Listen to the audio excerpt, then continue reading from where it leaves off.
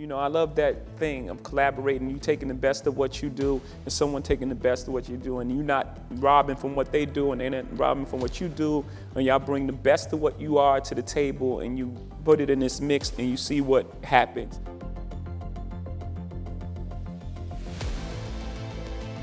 Most kings get their head cut off. Yeah, I'm inspired by, you know, life and all sorts of things. You can say something right now and it would inspire me to write a song or something to happen. You know, most kings just happen to be inspired by Basquiat drawing, you know, the drawing, and you had most young kings get their head cut off on the bottom. And I looked at that and I was like, it's powerful. You know, just the statement in itself, you know, lends itself for a song. The song starts inspired by Basquiat. My chariot's on fire. Everybody took shots, hit my body up, I'm tired. And then it's just, they build me up to break me down, to build me up again. They like, Hov, we need you back so we could kill your ass again. You know, it's like this thing, this love-hate thing that the world has with success, period. It deals for the most part with success. It deals with people who you started your life off with and what success does to them. People look at you strange saying you changed, like you worked that hard to stay the same, like you're doing all this for a reason. And what happens most of the time, people change.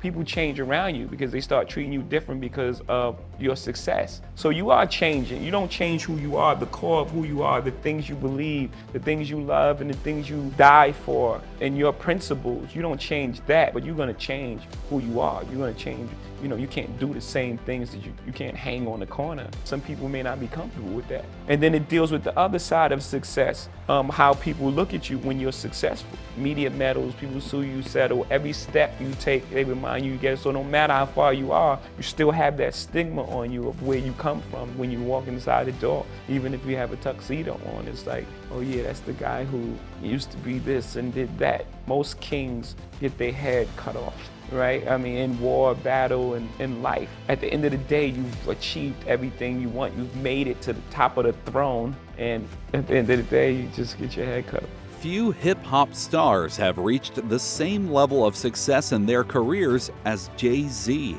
What life advice can he give to the rest of us hoping to make something of ourselves? First, be careful of what you mean by success and what you personally want to achieve.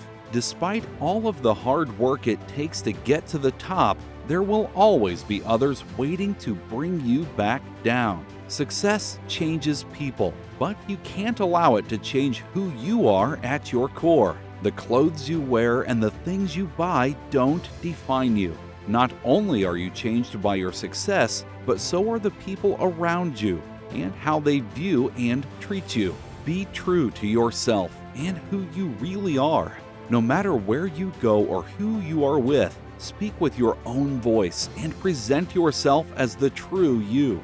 Be grateful for the friends and family who support you and be real with them as well. In addition, be grateful for the experiences and the luck that has brought you to wherever you are today. Regardless of how you start life, the choices you make now are the ones that will decide where you end up in the future. Others who started off in the same place as you may not be so lucky. So do your best not only to set an example for yourself, but for everyone else as well. The next opportunity that presents itself very well may be the one that makes the biggest difference in your life. Stay positive and be true to yourself. I feel honored to be in these situations that I could use my voice and do the things I do. You know, it's an extension of my family. It's like the things that I do. I tell my family all the time. I tell my grandmother, my mom, you know, they're proud. They're super proud and strong women, and they won't ask me for anything.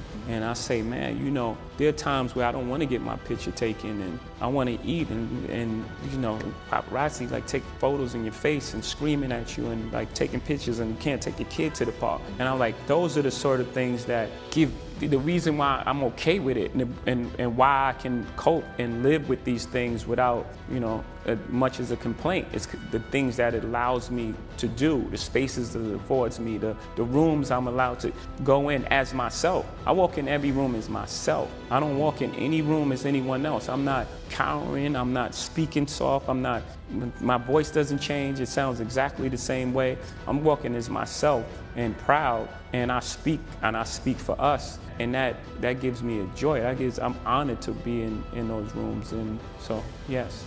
There are very few people that from my neighborhood, you know, in my environment that make it out. I mean, forget about to be successful, to make it out alive, you know, or to be incarcerated. You know, I have a great friend, you know, who just came home. He's one of the most beautiful people you ever meet.